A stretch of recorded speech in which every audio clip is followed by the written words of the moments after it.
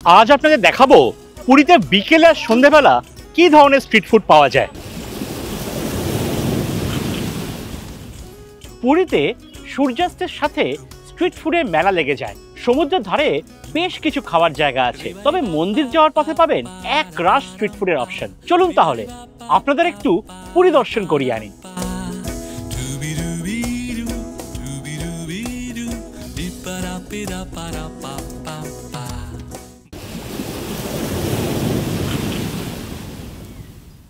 আমি এখন দাঁড়িয়ে পুরী বিচে। পুরী বিচের এক ব্যস্ত বিকেল, প্রচুর লোকে স্নান করছে, আড্ডা মারছে, গল্প করছে, কাপলরা প্রেমও করছে, আর তার মধ্যে রয়েছে প্রচুর খাওয়া দাওয়া। সমুদ্রের ধারে লাইন দিয়ে প্রচুর ঝালমুড়িওয়ালা পাবেন। সবার ওই এক রেট, 30 টাকা করে এক একটা ঠোঙা নেয়। সবাই ভালো, মানে বাদ বিচার করতে হবে না। মুড়ির মধ্যে আলু, পেঁয়াজ, টমেটো, ধনেপাতা, কাঁচা লঙ্কা, তার মধ্যে চানাচুর, চাটনি আর সর্ষের তেল মিক্স করে চটজলদি তৈরি হয়ে গেল ঝালমুড়ি।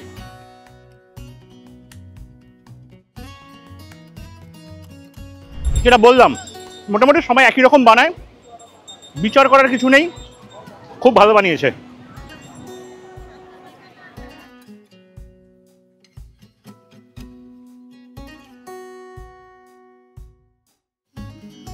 আমার পেছনে এই ভদ্রমহিলা সুইট কর্ন বিক্রি করছে, তাই দাঁড়িয়ে পড়লাম এক বাটি ট্রাই করার জন্য।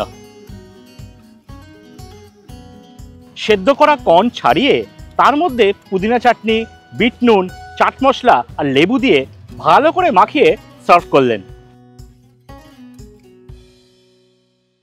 এই সুইট কর্ন কলকাতার শপিং কমপ্লেক্সে বা মাল্টিপ্লেক্সে আমরা যেই দাম দিয়ে কিনি, এইখানে এত বড় বাটি মাত্র 40 টাকা। আর কর্ন দুর্ধর্ষ মিষ্টি আর জুসি, খুব ভালো, খুব ভালো খাচ্ছি।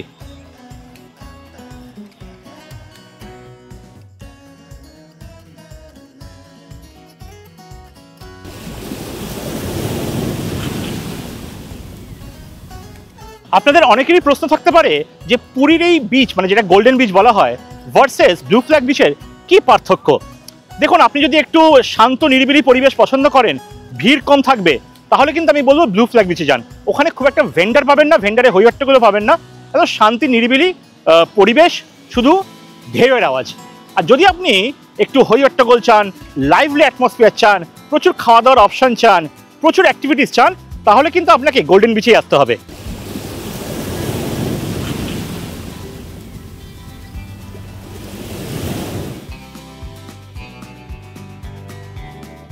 পুরী বিচে আপনি প্রচুর মাছের স্টল পাবেন, যেখানে মাছ আপনাকে ভেজে সার্ভ করবে, কিন্তু আপনার নিজের রিস্কে খাবেন। এটা কিন্তু আমি রেকমেন্ড করব না, এই কারণে এখানে 3-4 দিনের বাসি মাছ বিক্রি করা হয়, যেটা মানে বরফে রেখে স্টোর করে, তারপর এখানে রোজ এনে আবার বিক্রি করে।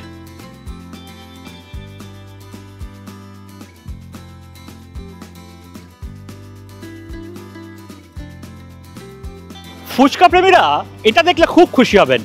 পুরী বিচে প্রচুর ফুচকা খাবার স্টল আছে।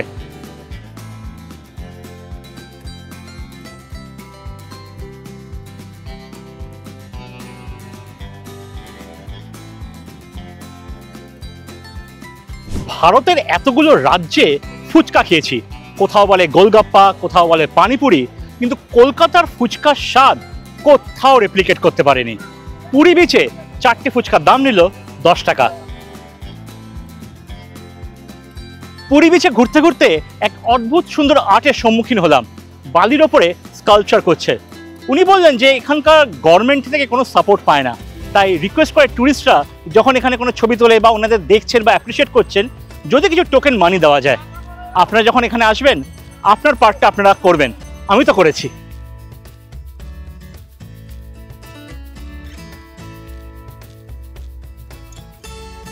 আমি এখন পুরীর স্বর্গদ্বারে।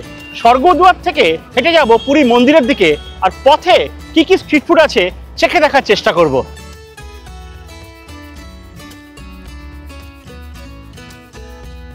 এলাকায় ঢুকেই চোখে পড়লো প্রচুর বাঙালি দোকান, অ্যাটলিস্ট বাংলায় লেখা আছে দোকানের বাইরে। মনে হচ্ছে আমি পশ্চিম বাংলার কোনো জায়গায় হাঁটছি।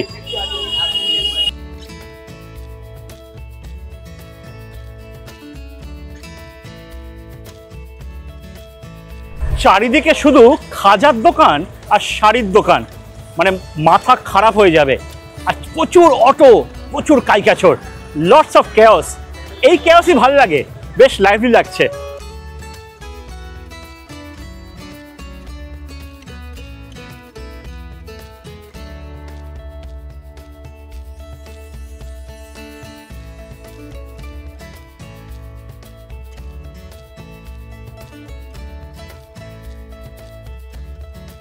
প্রথমে পেয়ে গেলাম একটা ছোট্ট তেলে ভাজার দোকান। এখানে আলুর চপ, বেগুনি, লঙ্কার পকোড়া তৈরি হচ্ছে। দেখি কোনটা ট্রাই করা যায়।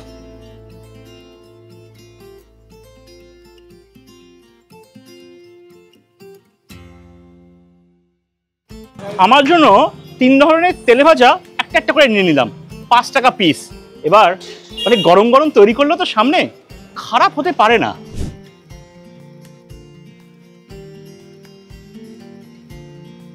বিভৎস গরম, ধুয়ো বেরোচ্ছে, অসাধারণ খেতে। তেলে ভাজার তো আর কোনো রিভিউ হয় না, সব দোকানে তেলে ভাজাই ভালো।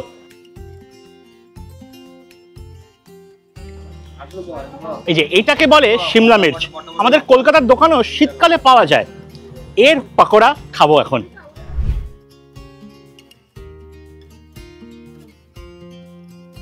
এটা কিন্তু লঙ্কার ঝাল থাকে না, লঙ্কার একটা মাইল্ড স্মেল থাকে, ভালো লাগবে খেতে।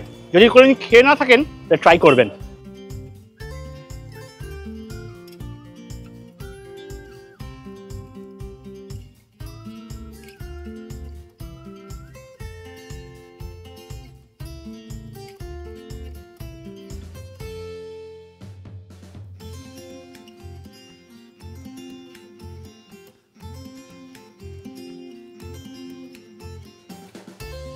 আমি এখন নুরুসিংহ সুইটসে খাজা খাওয়ার জন্য দাঁড়িয়েছি। দেখুন, এই নামে আপনি পুরীতে প্রচুর দোকান পাবেন, তবে আমি যে শুনেছি বা জানি অথেন্টিক অরিজিনাল দোকান হচ্ছে পদ্মিনী লজের নিচে, আর আমি এখন সেখানে দাঁড়িয়ে আছি। এখানে অনেক রকমের খাজা আছে, যেরকম তেলে ভাজা খাজা বা আপনার ঘিয়ে ভাজা খাজা, এবং ঘিয়ে ভাজার খাজারও সাইজ ছোট বড়, মিষ্টিতার ওপরে কিন্তু দাম ভ্যারি করে। বেস্ট কোয়ালিটি যেটা, সেটা হচ্ছে 600 টাকা প্রতি কিলো। তার একটা খুব আওয়াজ, তার একটা টেস্ট করে দেখবো।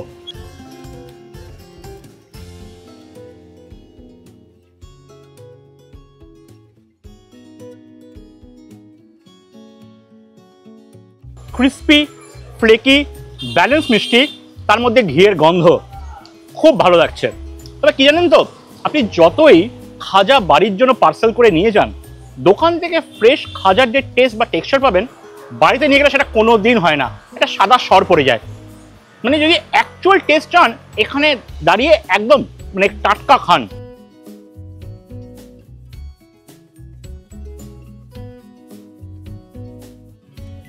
যেতে যেতে পথে এই ভদ্রলোককে দেখলাম মেগা সাইজের মালপোয়া বানাচ্ছেন। দাঁড়িয়ে পড়লাম, লোভ সামলাতে পারলাম না, একটা ট্রাই করে দেখবো।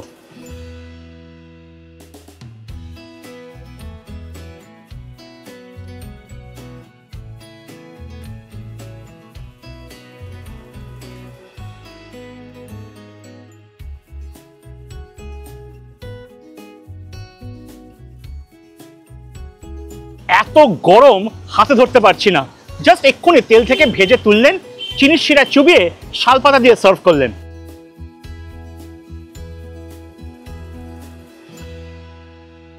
আটার ব্যাটার দিয়ে তৈরি করা হয়, তার মধ্যে থাকে মৌরি আর গোলমরিচ। গোলমরিচ যেটা আমি জানতাম না, আমি এটা প্রথম আজকে জানলাম। আর একদম ক্রিস্পি, ফ্রেশ। এই এরিয়াতে আপনি যখন সন্ধ্যের দিকে আসবেন, এরকম ফ্রেশ স্ট্রিট ফুড পাবেন, দারুণ এক্সপিরিয়েন্স। ও বাই দ্য ওয়ে, এক এক পিস মালপোয়ার দাম 15 টাকা। ভাবতে পারছেন কলকাতায় এই সাইজের মালপোয়ার কত দাম হতে পারে? কমেন্টে একটু গেসটা জানিয়ে দিন।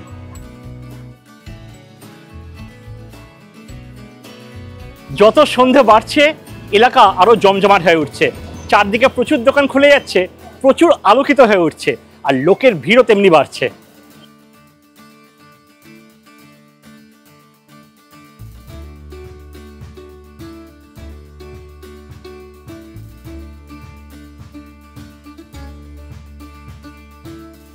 এই দোকানে প্রচুর মিষ্টির সম্ভার। দাঁড়িয়ে পড়লাম এক বাটি মালাই রাবড়ি নেওয়ার জন্য। আমি 100 গ্রাম নিয়েছি, যার দাম পড়লো 40 টাকা।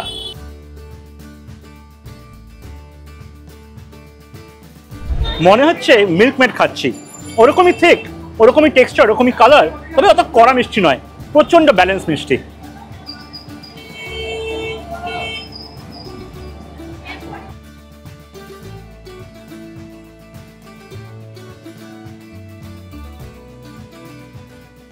আরও একটা মিষ্টির দোকান পেলাম, এখানে লাইন দিয়ে মিষ্টির দোকান, আর এই মিষ্টির দোকানে ছেনাপোড়া ট্রাই করব।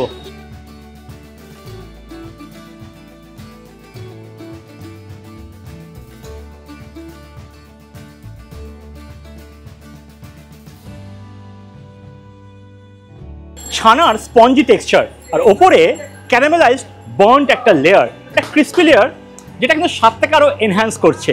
আর এর কিন্তু মিষ্টি একদম মাইল্ড। আমি এখানে 100 গ্রাম নিয়েছি, যার দাম পড়লো 30 টাকা।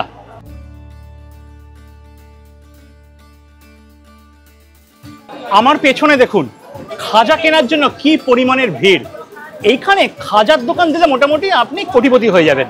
আমার একটা প্রশ্ন আছে, যদি আপনাকে দীঘায় খাজা দেওয়ার দোকানে যদি সুযোগ দেওয়া হয়, তাহলে দোকানের কি নাম দেবেন? কিছু হিন্ট দিয়ে দিতে পারি। এখানে এরকম আছে হচ্ছে নুরসিংহ, গাঙ্গুরাম, কাকাতুয়া, আপনি কোন পাখির নামে দোকান দেবেন?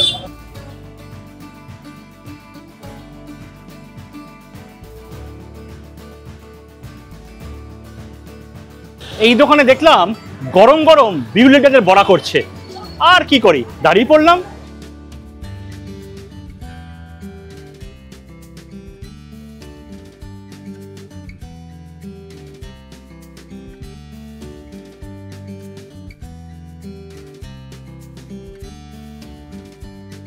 তেল থেকে তুলে জাস্ট দেওয়া হলো, গরম না মানে, বাট খেতে দারুণ লাগছে। বিউলির ডালের বড়ার ভেতরে আদা, কাঁচা লঙ্কা আর হিং, আর তার মধ্যে দিয়েছে কারি পাতা, জমে গেছে। আর ওপর থেকে ছড়িয়ে দিয়েছে বিট নুন। একদম ক্রিস্পি বড়া, বিশাল তেল চিপচিপে নয়। আমি বললাম যে আমি গরম গরম খাবো, তাই জন্য আমার জন্য আলাদা করে একটা ব্যাচ ভেজে দিল। দাম নিল 3টে বড়া 20 টাকা। আমি এখন যেই দোকানের সামনে দাঁড়িয়ে আছি, এই দোকানে আমি প্রত্যেক বছর আসলে একবার করে আসি শুধু একটা খাবার খাওয়ার জন্য, সেটা হলো সরপাপড়ি। আজকে দেখলাম লাকিলি আমার জন্য এখনো সরপাপড়ি রয়েছে।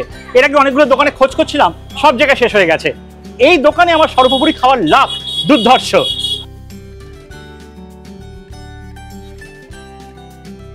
সরপাপড়ি বানানোর পদ্ধতি হলো মোষের দুধকে গরম করে, ফুটিয়ে না, গরম করে বা সেটাকে ঠান্ডা করতে দেয়।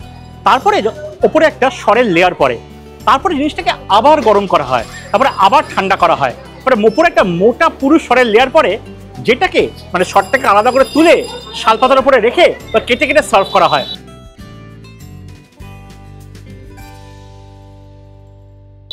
এখানে এটাকে সরপাপড়ি বলে, মানে ধরে নিন মালাইয়ের একটা লেয়ার। এরকম আপনারা যদি আমার লখনৌর ব্লগ দেখে থাকেন, লখনৌতে মালাই গিলোরি দেখিয়েছিলাম, ঠিক এইভাবেই বানানো হয়। মানে মালাইয়ের পান, মালাই লেয়ারের ভেতরে আপনার মিছরি ফিছরি দিয়ে অনেকভাবে পান বানিয়ে ওখানে সার্ভ করে। এখানে অত এলাবোরেট ওয়েতে নয়, সিম্পল মালাই কাটলো, পিস করে বাটিতে সার্ভ করলো।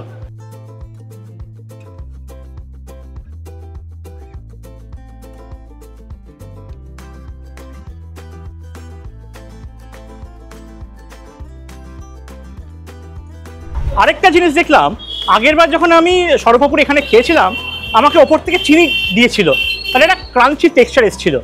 এবার কি করেছে ওনারা, ভেতরে রাবড়ি দিয়ে দিয়েছেন। তাই বলেন আর চিনি দেবেন না, তাহলে কি হবে, ওভার মিষ্টি হয়ে যাবে, খেতে ভালো লাগবে না। আরেকটা জিনিস বললাম, সেটা হচ্ছে যে যদি সরপাপড়ি খেতে হয় আপনাকে ওই 4টে নাগাদ আসতে হবে।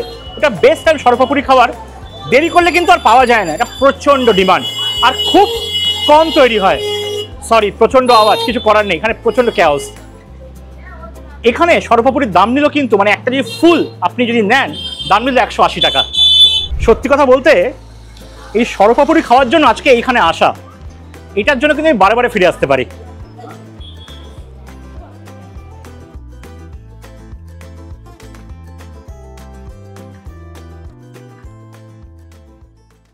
এই এলাকায় ম্যাক্সিমাম দোকানে কোনো নাম নেই, তাই আমরা যে কটা জায়গায় খেয়েছি প্রত্যেকটা জায়গার গুগল ম্যাপসের লিঙ্ক ডেসক্রিপশনে দিয়ে রাখলাম। এইবার বলুন কেমন লাগলো আজকের কন্টেন্ট। ভালো লাগলে লাইক আর শেয়ার করতে ভুলবেন না। ফুড আর ট্রাভেল মিলিয়ে কী ধরনের কন্টেন্ট দেখতে চান একটু কমেন্ট সেকশনে জানাবেন। তবে তার আগে চ্যানেলটাকে সাবস্ক্রাইব করে নেবেন, কারণ আপনাদের এক একটা সাবস্ক্রিপশন এই চ্যানেলকে বহু দূর সাপোর্ট করবে। আর এইভাবে চ্যানেলের পাশে থাকবেন, তাহলে আমার এরকম আরও কন্টেন্ট বানাতে এনকারেজ করবে। তাহলে আসি আজ, দেখা হচ্ছে পরবর্তী এপিসোডে। ততদিন ভালো থাকবেন, সুস্থ থাকবেন, আনন্দে থাকবেন।